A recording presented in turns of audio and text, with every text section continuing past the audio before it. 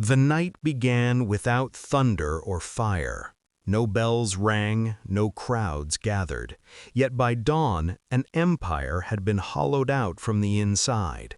This was the night the Treasury was emptied of meaning, not by thieves with knives, but by men with ledgers, seals, and silence.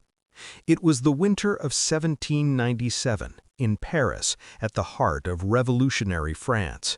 The old world had already fallen, the king executed, the church stripped, the calendar rewritten.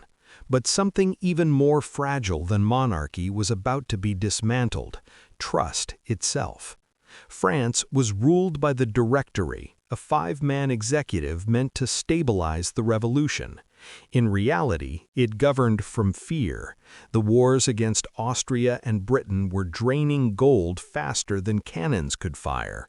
The paper currency of the revolution, the assignat, had once been backed by seized church lands. Now it was backed by nothing but promises. Inside a narrow government building near the Luxembourg Palace, a windowless room held France's financial heart. On the night of February 18, 1797, officials gathered under flickering lamps. No witnesses were invited, no minutes were kept. The decision made there would never be officially recorded. One clerk later recalled, "They spoke softly, as if the walls could hear." The Treasury was not emptied of coins that night, it was emptied of meaning. The Directory authorized the mass issuance of new assignats, far beyond any remaining assets. It was economic warfare against their own people, justified as necessity.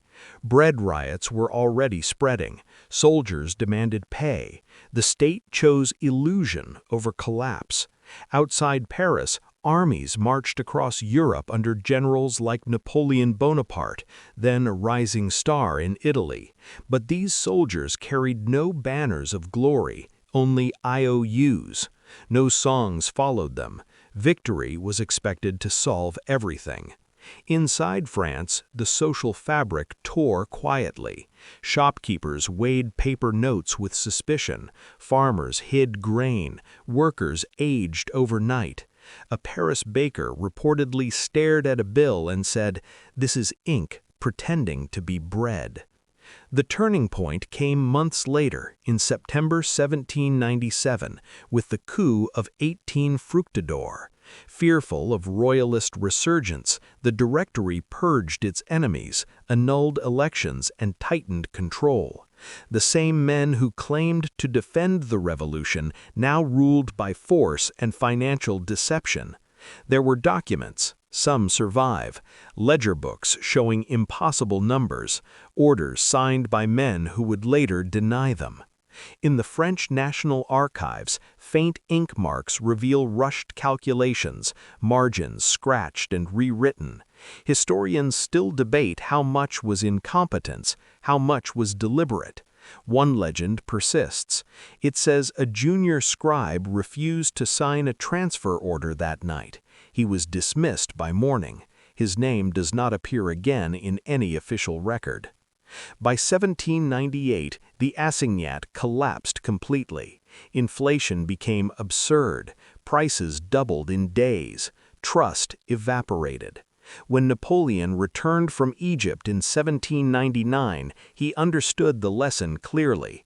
Power did not survive on ideals alone. It needed control over armies, over money, over memory.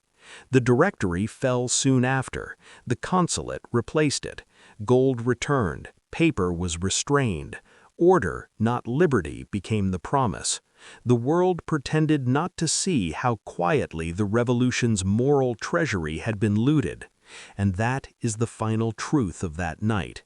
Empires do not always fall to invasion or rebellion. Sometimes they are dismantled in rooms with no windows by people who believe survival excuses everything. The witnesses lived, they aged, and most of them said nothing, because once money loses meaning, words soon follow.